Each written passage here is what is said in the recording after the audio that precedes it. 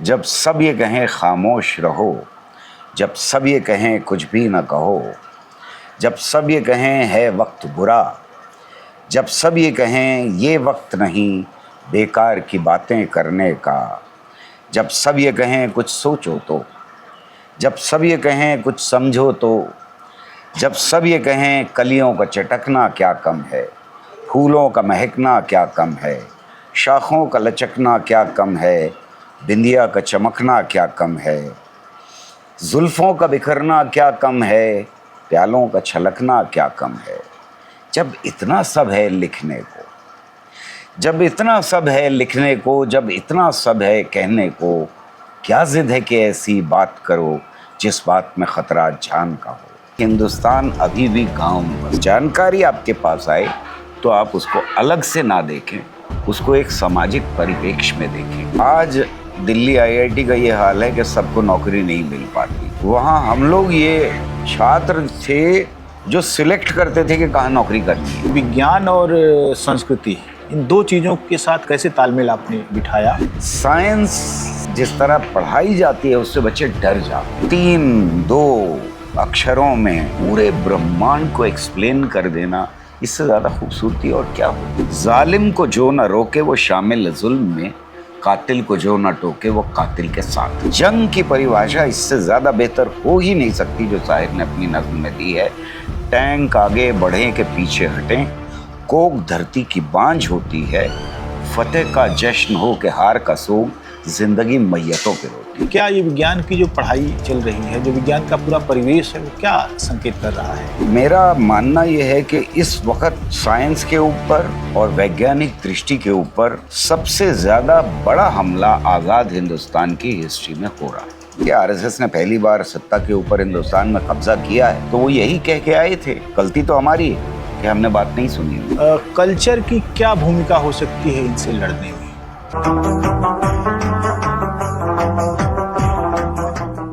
अप्रैल के महीने में, जो हिंदी महीनों के हिसाब से, कृषि कार्यों के हिसाब से बैसाख का महीना कहा जाता है, अभी बादल घिर रहे हैं और हवा चल रही है।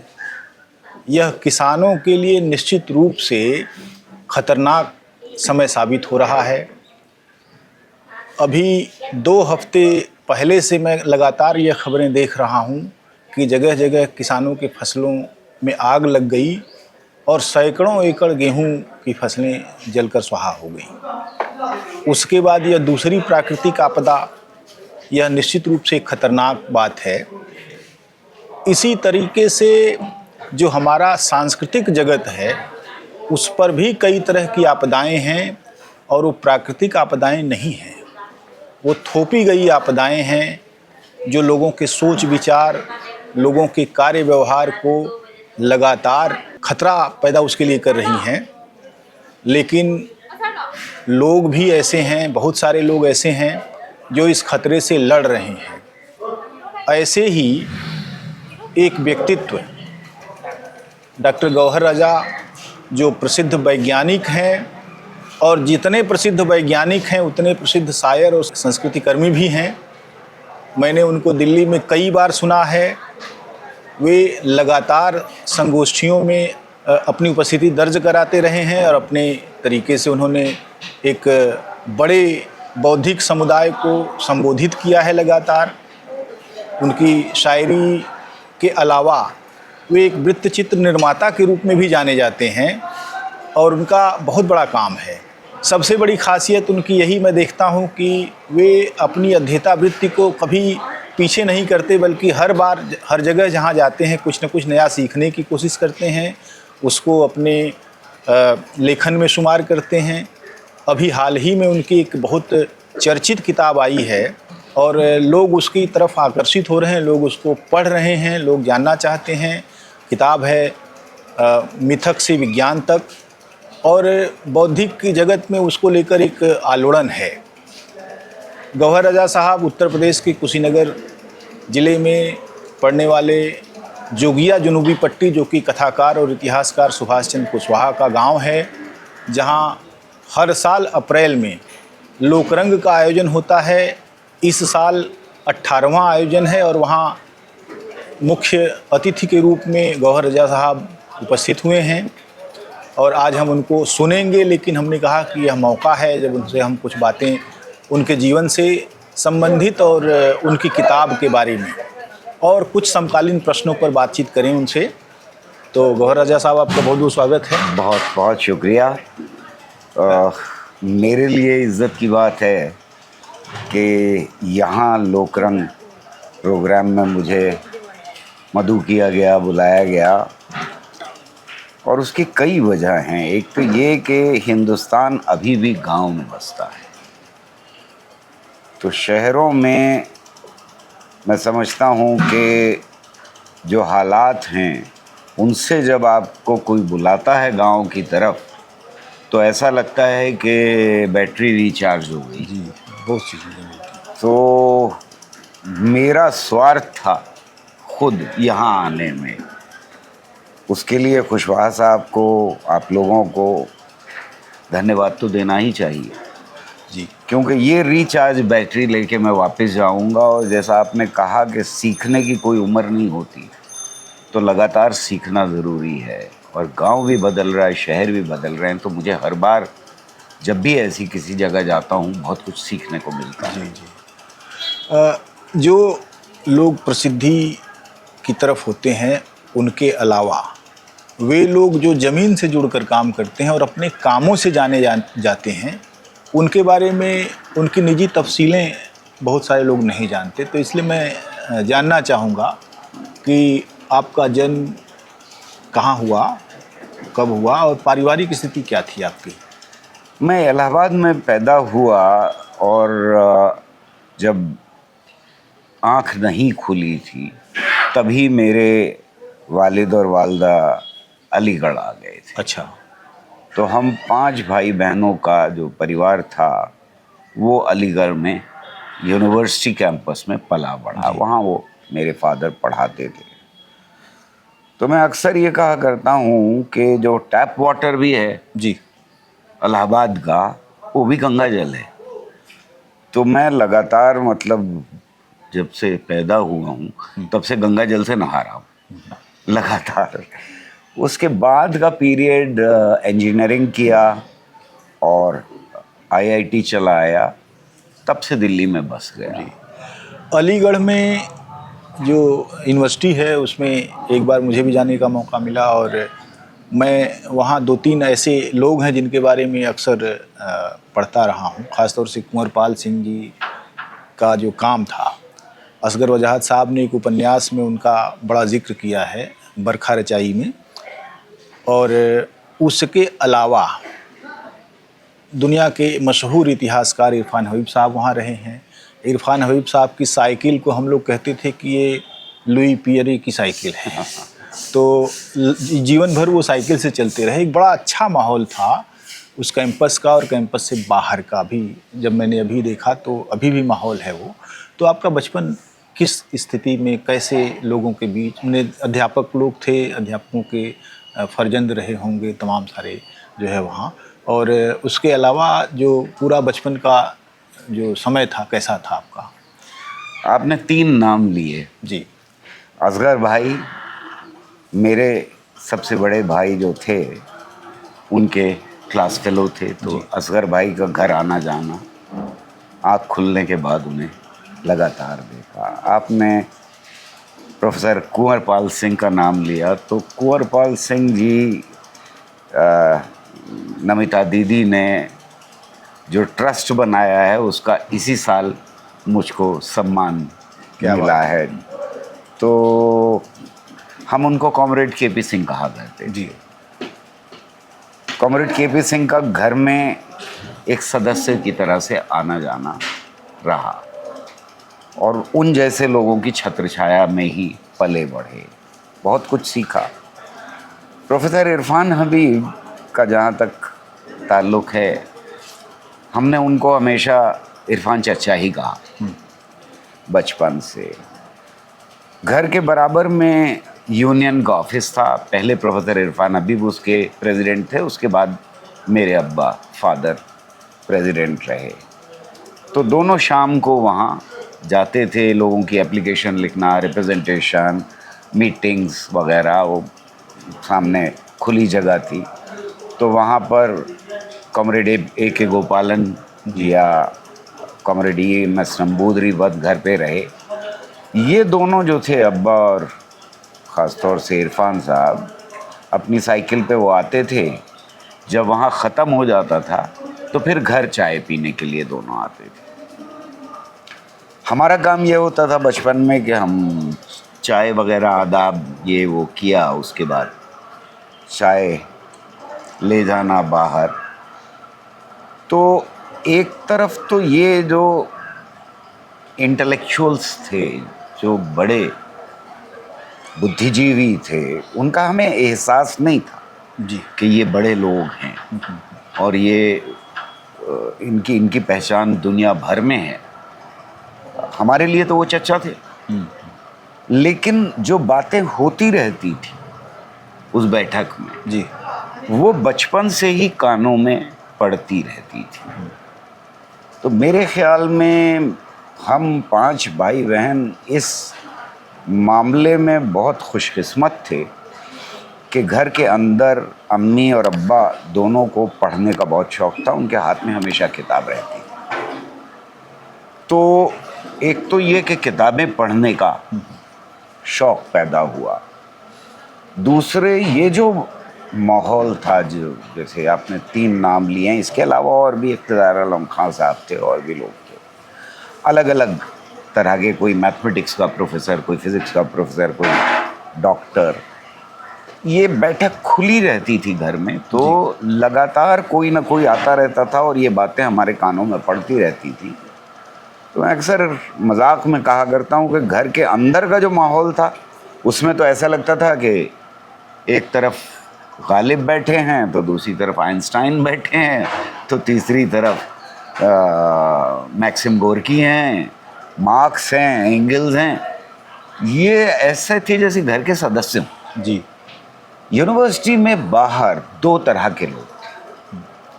एक वो जो बहुत रूढ़िवादी मुसलमान थे और वो जाहिर है कि उस तरह की विचारधारा को प्रोपेगेट करने की कोशिश करते रहते थे, और दूसरी तरफ बहुत स्ट्रॉन्ग, बहुत मजबूत प्रगतिशील मूवमेंट।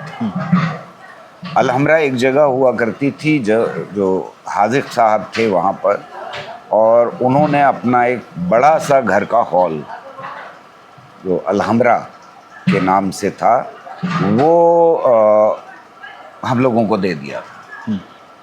तो वहाँ पर आप किसी भी बड़े उस वक्त के राइटर का, पोइट का, नीरज का, अभी हमारी चर्चा हो रही थी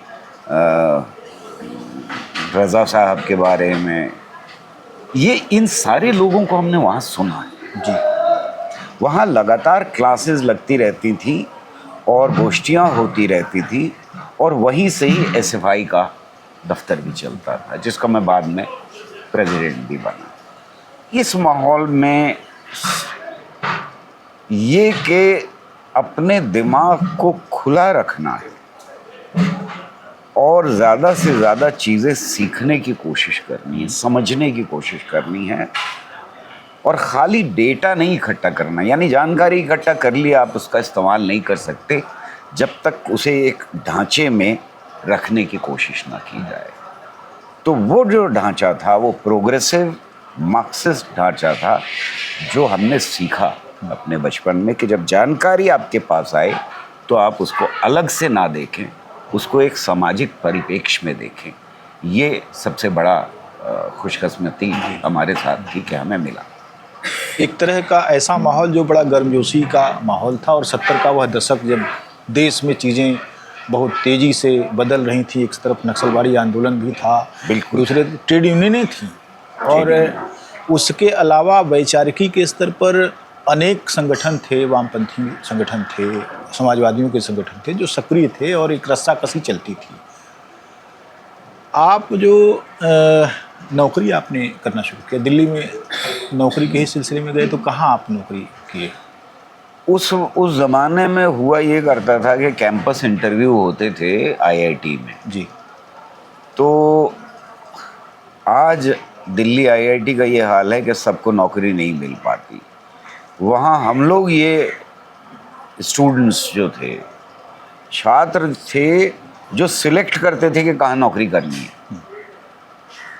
यानी 3 जगह सिलेक्शन हो गया आपका, 4 जगह हो गया, आपने कंपटीशन दिया उसमें 2 जगह हो गया सिलेक्शन। तो हम ये तय करते थे कि कहाँ जाना और कहाँ नहीं जाना। मेरा मानना ये था कि मैं एक तो हिंदुस्तान में रहूं, जी। क्योंकि हमें पढ़ाई के लिए हमेशा स्कॉलरशिप्स मिलते रहे और फीस फ्री थी, जिसका मतलब ये है कि इस देश की जनता ने मुझे पढ़ाया है, सिर्फ माँ बाप ने नहीं पढ़ाया है। तो मुझे बाहर नहीं जाना, जैसा आईआईटी के मेरे सारे दोस्त कहते थे कि बाहर जाना है। मेरा ये मानना था कि मैं बाहर नहीं जाऊंगा, नौकरी यहीं करूँगा। दूसरा फैसला ये था कि मैं पढ़ाना चाहता हूँ। तो इसलिए एक कमी अपने टीचर्स में मुझे ये दिखाई दी कि उनके पास इंडस्ट्री का, जहाँ ज़्यादातर बच्चों की खपत होती थी, उसका एक्सपीरियंस नहीं होता था। उनके पास गवर्नमेंट में और जगह एक्सपीरियंस नहीं होता था काम का। वो पढ़ने के बाद फ़ौरन टीचर लग जाते थे। तो मेरा ये फैसला था उस वक्त कि मैं शिक्षा में जाऊंगा जी। और उसमें जाने से पहले, हालांकि ऑफ़र आ रहे थे, शिक्षा में उस वक्त भी मिल सकती थी नौकरी, लेकिन ये फ़ैसला लिया कि पहले प्राइवेट सेक्टर में करूंगा, फिर मैं गवर्नमेंट सेक्टर में करूंगा काम, और फिर मैं किसी इंजीनियरिंग कॉलेज में पढ़ाने के लिए नौकरी करूंगा। तो सबसे पहले मैंने एक मल्टीनेशनल ज्वाइन की जिसका नाम था आइशर ट्रैक्टर्स। वहाँ डिज़ाइन करते थे हम लोग जनरेटर्स वगैरह। फिर उसके बाद CSIR में, फिर ज़िंदगी ने चाल बदल ली तो और बहुत कुछ किया जी। आप शुरू से ही अपनी सांस्कृतिक गतिविधियों के लिए जाने जाते रहे हैं, ख़ास तौर से रंगकर्म का भी जो रिश्ता आपका है आपसे, वो बहुत मजबूती से हम लोगों के सामने रहा है, और लेखन में भी आप रहे। तो विज्ञान और संस्कृति, इन दो चीज़ों के साथ कैसे तालमेल आपने बिठाया? वो बिल्कुल खून में था। मैंने जैसा कहा कि घर के अंदर ऐसा लगता था कि गालिब और आइंस्टाइन और न्यूटन बराबर बराबर बैठे हुए हैं। ये जो मैं समझता हूँ, ये इसने बड़ा फ़ायदा पहुँचाया, और बड़ी खुशकिस्मती की बात थी कि हमें विरसे में मिल गया ये। और हिंदुस्तान में जो आज की नस्लें भी हैं, उनको भी ये माहौल नहीं मिल पाता। हमें इसमें कोई विरोधाभास नहीं दिखाई दिया कि एक तरफ लिटरेचर है और दूसरी तरफ साइंस है। और अगर आज देखें वापस मुड़ करके, तो मुझे लगता है कि अगर आपके अंदर 5% क्रिएटिविटी है, जो हर बच्चे में होती है, हर नौजवान में होती है, वो इधर लगाना चाहे या उधर लगाना चाहे, बात एक ही। साइंस जिस तरह पढ़ाई जाती है, उससे बच्चे डर जाते हैं, और इसलिए उनको लगता है कि ये अलग अलग चीज़ें हैं। बिल्कुल, ये लिटरेचर पढ़ना आसान है, साइंस मुश्किल है। हमें ऐसा इसलिए नहीं लगा कि घर में साइंस का माहौल भी उतना ही स्ट्रांग था। और अगर बहुत छोटा सा जवाब देना चाहूँ तो आइंस्टाइन ने कहा है कि अगर कोई इक्वेशन खूबसूरत नहीं है तो वो गलत हो। यानी साइंस में वही खूबसूरती है अगर आप समझ रहे हैं और समझ के पढ़ रहे हैं जो लिटरेचर में है। मुझे अक्सर कहा करता हूँ E=mc² हो या G=m1 × m2/r² हो, ये इक्वेशन उतनी ही खूबसूरत लगती हैं जितनी फैज़ की शायरी या गालिब की शायरी जी खूबसूरत लगती है। 3-2 अक्षरों में पूरे ब्रह्मांड को एक्सप्लेन कर देना, इससे ज़्यादा खूबसूरती और क्या होगी। मैक्सवेल इक्वेशन मुझे उतनी खूबसूरत लगती हैं जितनी के साहिर लुधियानवी की नज़में लगती हैं। या मैक्सिम गोर्की की मदर किताब पढ़ के जो मज़ा आता है। तो अगर कोई चीज़ होती है जिसको हम स्पिरिचुअल एक्सपीरियंस कहते हैं, तो वो साइंस में भी मुझे मिलता है और वही लिटरेचर में भी मिलता उर्दू साहित्य का खासतौर से कविता का पक्ष, अगर एक किसी शायर का, वैसे तो एक से एक बड़े मैंने हीरे जवाहरात वहाँ हैं, किसी एक का नाम लेना हो जो आप बिल्कुल पसंद है इतना कि आप उसको हमेशा उसकी तर्जुमानी करते रहते हैं, तो कौन है वो? है। मैं उसमें गालिब को रखूँगा। पहला नाम जो जहन में आएगा वो गालिब आएगा। लेकिन जो उर्दू लिटरेचर में टर्निंग पॉइंट हैं, यानी मोड़ जिनकी वजह से आ गया उर्दू ज़बान में, उसमें मैं मीर तकी मीर को, गालिब को और फैज़ को ज़रूर शामिल करूँगा। फैज़ अहमद जी जी। इन्होंने हालांकि बड़े शायर और भी हैं, इकबाल हैं, रघुपति साय, फ़िरक गोरखपुरी हैं, कमाल के शायर हैं, बहुत सारे नाम हैं ऐसे। असगर गोंडवी हैं जिनका नाम नहीं लिया जाता। इस तरह के लोग हैं जिन्होंने बड़ा कंट्रीब्यूशन दिया है। लेकिन जो मोड़ जिसे हम कहते हैं कि पैराडाइम शिफ्ट कर दिया उन्होंने, उनमें मैं ये 3 नाम ज़रूर रखना चाहूँगा। जैसे आपने जब रचना शुरू किया, शायरी में आप आए, तो आपने शायरी का अपना जो एक मर्तबा हासिल किया, उसमें किसका प्रभाव ज़्यादा आपके उस पे पड़ा? मर्तबा तो कोई हासिल नहीं किया, हम तो जानते हैं। बहरहाल ये सारा असासा, और ख़ास तौर से जो प्रोग्रेसिव राइटर्स का असासा था हमारे पास, वो जो दौलत पैदा हुई उसका सबसे ज़्यादा असर पड़ा। शुरुआती दौर में ही अशार याद होने शुरू हो गए थे। हाफ़ज़ा अच्छा था, याददाश्त अच्छी थी। इस मामले में, नामों के मामले में बहुत बुरी है, मुझे 2 मिनट बाद ही नाम भूल जाता है, तो किसी का भी नाम नहीं याद। पर शेर और नज़में और गज़लें बड़ी आसानी से याद हो जाती थी। तो स्कूल के अंदर हम, एक क्लब था, लिटरेरी क्लब, जिसके प्रेसिडेंट भी रहे, और बैतबाजी हुआ करती थी जिसको अंताक्षरी कहते हैं आजकल। तो शुरुआत के दौर में सबसे ज़्यादा प्रभावित करने वाला जो शायर था वो मजाज, और सबसे पहले अलीगढ़ में बहुत मशहूर हैं, आज भी हीरो हैं अलीगढ़ में, तो मजाज से ताल्लुक़ पैदा हुआ। लेकिन मजाज से कहीं ज़्यादा असर मेरे ऊपर रहा साहिर लुधियानवी का। साहिर लुधियानवी का असर इसलिए, अभी एक किताब भी लिखी है मैंने, अब शायद इस साल छप जाए, साहिर के ऊपर। मुझे लगता है कि साहिर परिभाषा का शायर है, और हम जब साइंस पढ़ रहे थे तो परिभाषा वहाँ बहुत इम्पॉर्टेंट होती है। आप कंफ्यूज नहीं कर सकते वेलोसिटी और स्पीड के बारे में, यानी वेग हिंदी में कहते हैं और गति, ये दोनों चीज़ें एक नहीं हैं। ये साफ करना ज़रा मुश्किल काम है जब तक परिभाषा आपको पता ना हो कि एक वेक्टर है, दूसरी स्केलर है। हर शायर ये कोशिश करता है कम से कम अल्फाज में ज़्यादा से ज़्यादा अपनी बात को रख सके। साहिर की इसमें सबसे ज़्यादा महारत है। जालिम को जो न रोके वो शामिल जुल्म में, कातिल को जो न टोके वो कातिल के साथ। क्या बात है।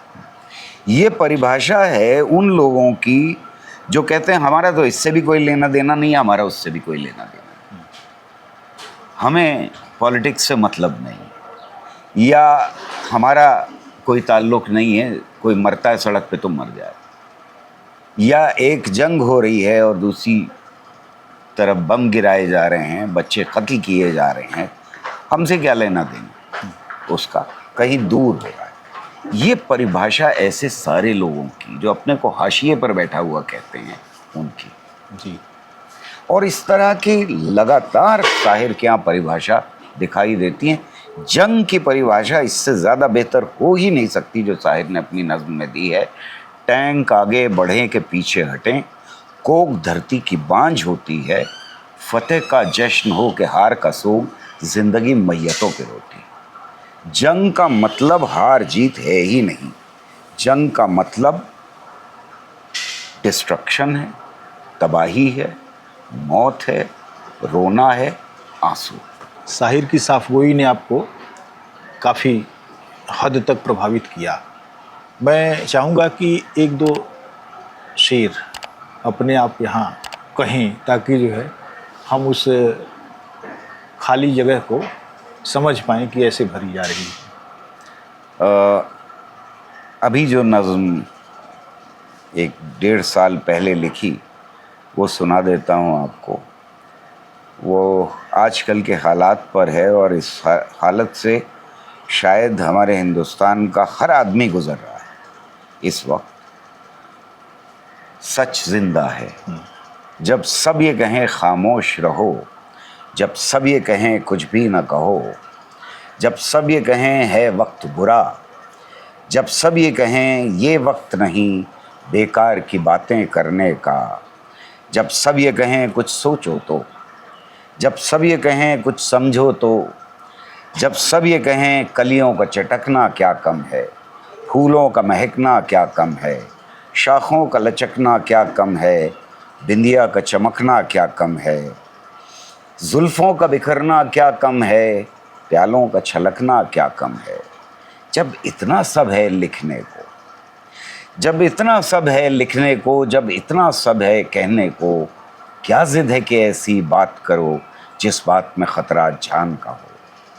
जब सब ये कहें खामोश रहो, जब सब ये कहें कुछ भी न कहो, तब समझो पतझड़ रुत आई, तब समझो मौसम दार का है, तब सहमी सहमी रूहों को ये बात बताना लाजिम है, आवाज़ उठाना लाजिम है, हर कर्ज चुकाना लाजिम है।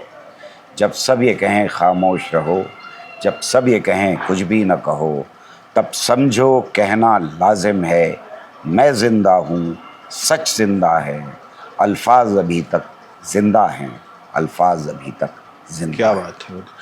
गालिब का एक शेर है कि हुई मुद्दत वो गालिब मर गया अब याद आता है, वो हर एक बात पर कहना कि यूँ होता तो क्या होता। क्या आपको लगता है कि आपके समकालीन और आपके बाद वाली पीढ़ियों में वो हर एक बात पर ये कहना कि ये होता तो क्या होता, ये ऐसा है क्या, हालात ऐसे हो गए हैं?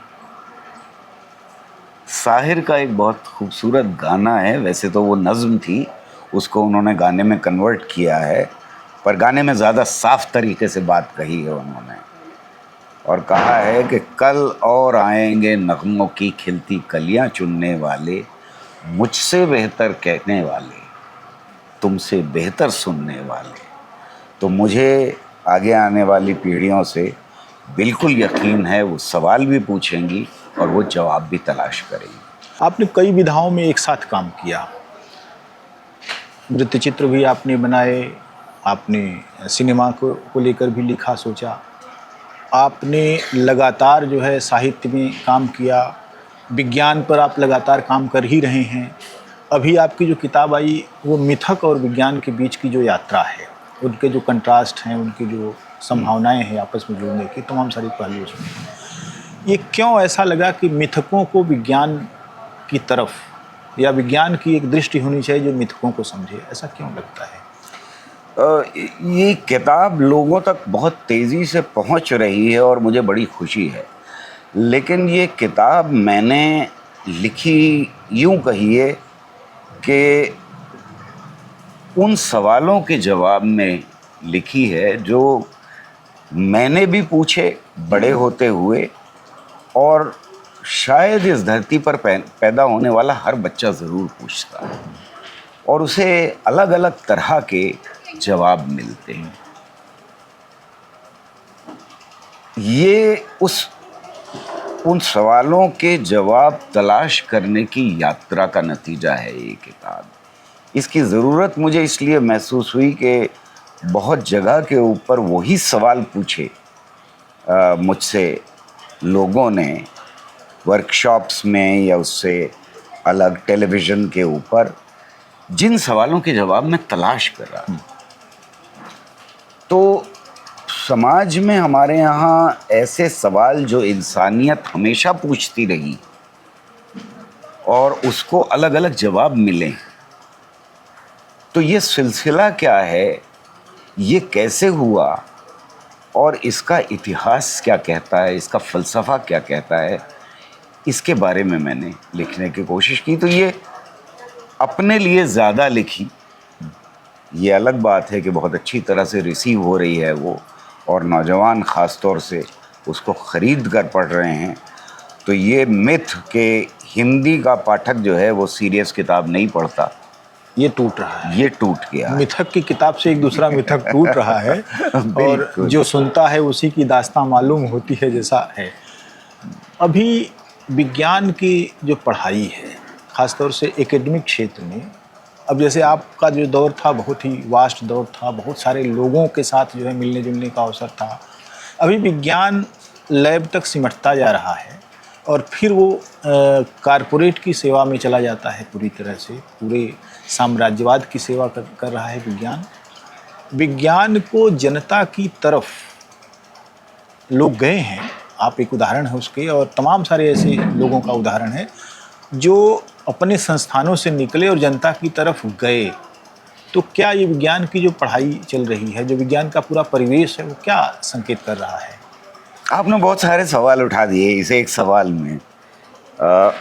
देखिए, ऐसा है कि जो अब सरकार की नीतियां हैं उनको देखें और समाज को देखें, तो मेरा मानना यह है कि इस वक्त साइंस के ऊपर और वैज्ञानिक दृष्टि के ऊपर सबसे ज़्यादा बड़ा हमला आज़ाद हिंदुस्तान की हिस्ट्री में हो रहा है। और इसकी शुरुआत तब होती है जब आपने जिक्र किया कि लोग पहुंचने की कोशिश कर रहे थे आवाम तक। जन विज्ञान जत्था हो रहा था, लिटरेसी कैंपेन हो रहा था, और बड़े लेवल के ऊपर स्वयंसेवी संस्थाएं, एनजीओज़ और बहुत सारे साइंटिस्ट मिल के कोशिश कर रहे थे कि आवाम की दृष्टिकोण को हम बदलें और जो हमारे यहाँ अंधविश्वास फैले हुए हैं उनको रोकने की कोशिश की जाए। यही दौर है जब बाबाओं का उदय हो रहा है। तो समाज के अंदर एक तरफ बाबाओं का उदय हो रहा है और दूसरी तरफ साइंटिस्ट कोशिश कर रहे हैं। मुझे लगता है कि वहाँ पर हम कमज़ोर पड़े, और ये बाबा फिनोमेना जो है वो सिर्फ हिंदुस्तान का फिनोमेना नहीं है। बहुत सारे लोग ये कहते हैं कि बाबा, आप हिंदुओं को क्रिटिसाइज़ कर रहे हैं।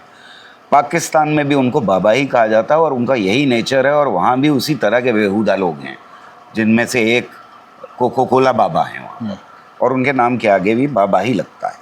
तो सवाल हिंदू मुसलमान का नहीं है, मानसिकता का है, साइंस के ऊपर और साइंटिफिक सोच के ऊपर अटैक का है। एक हमला ये हो रहा है।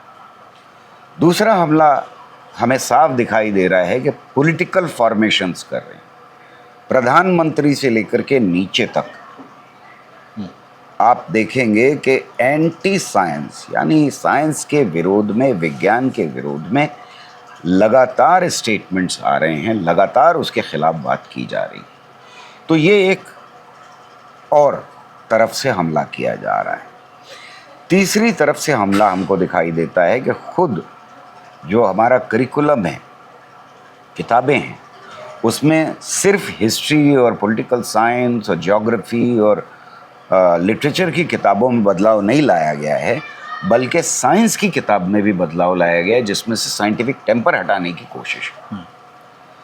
तो ये तीन तरफ से तो हमें साफ दिखाई दे रहा है, जो आम जनता की नज़रों के सामने पेश किया जा सकता है, कि प्रधानमंत्री कहता है कि गणेश जी प्लास्टिक सर्जरी का प्रमाण है। यहाँ गणेश जी की पूजा तो कई हज़ार साल से हो रही होगी। जी, लोकायत में गणेश के बारे में लिखा है देवी प्रसाद चट्टोपाध्याय ना माने कि वो लोगों का देवता था। ना माने लोकायत को, मतलब तब की बात ना माने। अभी हमें तो पता है ना कि पिछले 150 साल से कम महाराष्ट्र में तो पूरा महाराष्ट्र 150 साल से मना ही रहा तिलक है। ने उसको ये जो परंपरा शुरू की आज तक परंपरा शुरू की, वो चल रहा है। तो बिना प्लास्टिक सर्जरी के था, उसके बावजूद मान रहे थे। ये प्लास्टिक सर्जरी कहां से आ गई? ये है पॉलिटिकल एजेंडे का पार्ट। मैं समझता हूं कि साइंस के ऊपर अटैक का पार्ट है, और उसके बाद एक मैसेज जाता है सबको, सब उल्टी सीधी बातें करने लगते हैं, यानी मंत्री जज तक उल्टी सीधी बातें करने लगते हैं। मैं उसकी डिटेल में नहीं जा अभी रहा हूं। मैंने कई वेबसाइटें देखी, CSIR की देखी वेबसाइट, ICMR की, और तमाम सारी ऐसी जो साइंटिफिक संस्थान हैं, उनके कमेटियों के चेयरमैन प्रधानमंत्री हो गए। प्रधानमंत्री को साइंस का एस भी नहीं पता, लेकिन वो हैं। ये क्या फिनोमेना, ये सत्ता की बने कौन सी कारीगरी है कि वो व्यक्ति जिसका साइंस से कोई लेना देना नहीं है, वो वहाँ बन रहा है?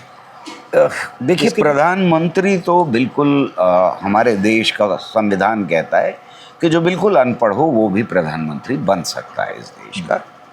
उसमें मुझे कोई एतराज़ नहीं, क्योंकि वो जनता का सेवक होना चाहिए। जनता का सेवक हो सकता है कि एक बिल्कुल अनपढ़ आदमी भी हो, और जनता उसको चूज करके ऊपर भेजे, चुन करके उसे ऊपर भेजे। उसमें कोई परेशानी नहीं। इसमें भी कोई परेशानी नहीं है कि प्रधानमंत्री चेयरमैन हो इन सारी बॉडीज का, क्योंकि प्रधानमंत्री जो है वो देश का रिप्रेजेंटेटिव होता है, यानी वो साइंस का भी रिप्रेजेंटेटिव है, वो मेडिकल साइंसेस का भी है, वो यूनिवर्सिटीज़ का भी है, वो एजुकेशन का भी है, सबका रिप्रेजेंटेटिव दुनिया के लिए प्रधानमंत्री है हमारा। परेशानी कहाँ है? परेशानी ये है कि प्रधानमंत्री पूछे नहीं साइंटिस्ट से, और जा करके A=A+B² का फॉर्मूला उल्टा सीधा दुनिया के सामने पेश करे। हमारा देश मैथमेटिक्स के लिए मशहूर है, और प्रधानमंत्री ऐसी बात करे। परेशानी यहाँ है जी। अगर आपको नहीं आता तो कोई बात नहीं है, आपकी कमांड के ऊपर, आपकी सेवा के लिए, आपको बताने के लिए कि आप देश को किस तरह से दुनिया के सामने रखें, सारे के सारे बुद्धिजीवी मौजूद हैं इस देश के। आप चेयरमैन हैं तो रहिए, पर उनसे सलाह तो लीजिए। आप नहीं कह सकते कि थाली बजाओ कोरोना के लिए, आप सलाह तो लीजिए साइंटिस्ट से। आप ये नहीं कह सकते कि बादलों के पीछे से छुप करके रडार से बच जाएंगे, आप सलाह तो लीजिए। आपकी कमांड के ऊपर ये सारा का सारा देश और इसके बुद्धिजीवी हैं। जनता ने आपको चुन के भेजा है। आप ये जहालत की बातें नहीं कर सकते। आप दुनिया के सबसे बड़े लोकतंत्र को रिप्रेजेंट करते हैं, जहाँ पर पढ़े लिखे लोग मौजूद हैं। आप उन पढ़े लिखे लोगों से, हो सकता है कि आपको पर्यावरण के बारे में कुछ ना पता हो, लेकिन पर्यावरण के बारे में जिन लोगों को पता है वो तो आपके साथ काम करने वाले लोग। आप ये कैसे स्टेटमेंट दे सकते हैं कि लोग बूढ़े हो जाते हैं इसलिए गर्मी और सर्दी ज़्यादा लगने लगती है? आप बिल्कुल जाहिल हो सकते हैं, और मैं तब भी आपकी रिस्पेक्ट करूंगा एज प्राइम मिनिस्टर, लेकिन ये रिस्पेक्ट मेरी ख़त्म हो जाती है जब आप जो एरिया के एक्सपर्ट हैं उनसे सलाह नहीं ले रहे। अच्छा, ये जो हो रहा है उसमें विरोध नहीं आ रहा है। सारे संस्थानों के जो चेयरमैन हैं और तमाम सारे जो पदाधिकारी हैं बड़े बड़े, उन्होंने कोई विरोध ही नहीं किया। ये बात गलत हो रही है, ऐसा क्यों? कैसे लोग बैठे हुए हैं साइंटिफिक संस्थानों में? ऐसा नहीं है कि विरोध नहीं हुआ है, बहुत स्ट्रांग विरोध पहली बार दुनिया में, हिंदुस्तान की हिस्ट्री में हुआ है। जो साइंस की 3 ऑर्गेनाइजेशंस हैं, इलाहाबाद एकेडमी है, बेंगलोर एकेडमी और दिल्ली एकेडमी है, उन्होंने विरोध किया, और अलग अलग साइंटिस्ट ने विरोध किया। अलग अलग साइंटिस्ट ने प्रेसिडेंट को भी रिप्रेजेंटेशन भेजा। तो विरोध तो हो रहा है, पर आप सही कह रहे हैं कि जब फैशिज्म आता है तो वो स्ट्रक्चर के ऊपर कब्जा कर लेता है, और फिर वो ऐसे लोगों को चुनता है जो आईआईटी में बैठ कर के, मतलब ये हिम्मत ही नहीं पड़ सकती थी 20 साल पहले किसी आईआईटी के डायरेक्टर की कि वो कहे कि मैं भूतों से बात कर सकता हूँ। आज एक ऐसे आदमी को वहाँ बिठा दिया गया। इसरो में अब से 30-40 साल पहले ये हिम्मत नहीं हो सकती थी कि कोई तिरुपति मॉडल भेजे प्रक्षेपण से पहले, आज हो रहा है। तो ये जो कब्जा है, वाइस चांसलर ऐसे लोगों को चुनना जो आरएसएस की शाखा से निकले हुए हों, हेड ऑफ द डिपार्टमेंट ऐसे लोगों को बनाना, जो ये पॉलिटिकल प्रोसेस है, ये राजनीति है। और मेरा मानना यह है कि आरएसएस ने पहली बार सत्ता के ऊपर हिंदुस्तान में कब्जा किया है तो वो यही कह के आए थे, गलती तो हमारी है कि हमने बात नहीं सुनी उनकी। उनका तो एजेंडा यही था, वो तो कह रहे थे यही करना है, मनुस्मृति लागू करना है, वो तो कह रहे थे, खुलेआम कह रहे थे। ये जो पूरा पिछला 10-11 वर्षों का जो समय है, जिसमें मॉब लिंचिंग की इक्का दुक्का घटनाओं से शुरू हुई बात, अभी मस्जिदों पर तिरपाल ओढ़ाने और रामनवमी को मस्जिदों के सामने लाठी पीटने, तलवार लहराने तक पहुंच चुकी है। और डीजे जो हमारे यहाँ शायद बना नहीं है, कहीं बाहर से इंपोर्ट किया गया है। तो ये क्या, मैंने जो आप इसको कैसे देखते हैं? ख़ास तौर से अभी मैं जितने मुस्लिम साथियों से बात करता हूँ, हम लोगों में ये भावना नहीं है बिल्कुल भी कि कोई अलग है हमसे, लेकिन हमको डर लगता है उनकी ज़िंदगी को लेकर। अब हमको कई तरह की आशंकाएं होती हैं कि पता नहीं उनके साथ कब क्या घट जाए, और वो बोलेंगे तो उनके खिलाफ पता नहीं कौन सा वो हो जाए। इस पूरे परिदृश्य को लेकर आप क्या सोचते हैं? मेरा ये मानना है कि देखिए, अगर पाकिस्तान की टेम्पलेट को देखें हम, तो वहाँ हिंदुओं के साथ और उसके बाद महाजिरों के साथ और उसके बाद कादियानियों के साथ और उसके बाद शियों के साथ यही सब कुछ हुआ है। तो ऐसा नहीं है कि ये राजनीति जो है उसमें ऊपर बैठे लोगों को हिंदुओं से या मुसलमानों से कोई नफरत या मोहब्बत है, ये उनकी राजनीति है। इसका धर्म से कोई लेना देना नहीं, इसका नफरत और मोहब्बत से लेना देना नहीं। आम जनता के बीच में विभाजन करना ये राजनीति का हिस्सा है। और आम लोगों में अगर विभाजन करना है तो हिंदुस्तान के अंदर, पाकिस्तान में अलग तरीका होगा, हिंदुस्तान में अलग होगा, और श्रीलंका में अलग होगा, और म्यांमार में अलग होगा। हिंदुस्तान में सबसे आसान खाई और ज़ख्म जो है खोदना, वो हिंदू मुसलमान का है। इसके लिए किसको इकट्ठा करें? आप तो अपने बेटे को और बेटी को नहीं भेजेंगे नाचने के लिए। जो सबसे ज़्यादा गुंडा एलिमेंट है उसको आप इकट्ठा करते हैं। और ये फैशिज्म का कैरेक्टर जर्मनी से लेकर के, इटली से लेकर के आज तक रहा है। अब अगर ये गुंडा एलिमेंट है और वो इकट्ठा होता है तो उसे काम देना है, लगातार काम देना है। इसीलिए इस वक्त लव जिहाद की बात नहीं हो रही मीडिया में, इस वक्त मस्जिदों को ढकने की बात हो रही है। लेकिन शुरुआत लव जिहाद से हुई थी। अगर आपको 2014 में याद हो तो सबसे पहले सबसे बड़ा मुद्दा इस मुल्क का लव जिहाद था। अब लव जिहाद नहीं, उसके बहुत सारे और नाम हुए। अभी तो शरबत जिहाद चल रहा है। साहब ने हाँ शरबत जिहाद भी कर दिया है, वो बेचने लगे हैं अपना जी। मैं ये समझता हूँ कि वो कर रहे हैं शरबत जिहाद, उन्होंने शुरू किया है जिहाद, बजाय इसके कि कोई और कर रहा था, मुसलमान कर रहे थे जिहाद, वो जिहाद पे उतरे हुए हैं। मैं ये कह रहा हूँ कि समाज के सबसे लुम्पन एलिमेंट जिसे हम कहते हैं, जो सबसे ज़्यादा हिंसक एलिमेंट होता है, उसको आप जब इकट्ठा करते हैं तो उसे काम भी देते हैं। तो ये काम उनको देना ज़रूरी है। आप अगर देखें तो 500,000 ज़्यादा से ज़्यादा इतने लोगों को इकट्ठा कर पाते हैं इस काम के लिए। नॉर्मली 20 से 25 लोग होते हैं, कहीं कहीं 5 लोग होते हैं जो ये तोड़ फोड़ करते हैं। अगर अभी कामरा वाला जो किस्सा हुआ है बम्बई में, उसमें 20 से ज़्यादा लोग नहीं थे। IIFT के ऊपर जो हमला हुआ, वहाँ 3 लोग थे जो आतंक फैलाने के लिए गए थे। तो इनको संरक्षण है। अब इनके जवाब में मैं या आप अपने बच्चे को तो लाठी लेके नहीं भेजेंगे। इनको कंट्रोल करेगी अगर, तो वो स्टेट करेगी, जिसका मतलब ये है कि जब तक हम पॉलिटिकली नहीं हराएंगे फैशिस्ट पार्टी को, जब तक मैं आरएसएस, बीजेपी, बजरंग दल, ये वो वगैरह वगैरह जितने भी नाम हैं, उनको सिर्फ सबको आरएसएस कहता हूँ। ये अपने को आरएसएस कहते हैं, हम ही इनमें डिफरेंस पैदा करने की कोशिश करते हैं, वरना ये अपने को आरएसएस कहते हैं।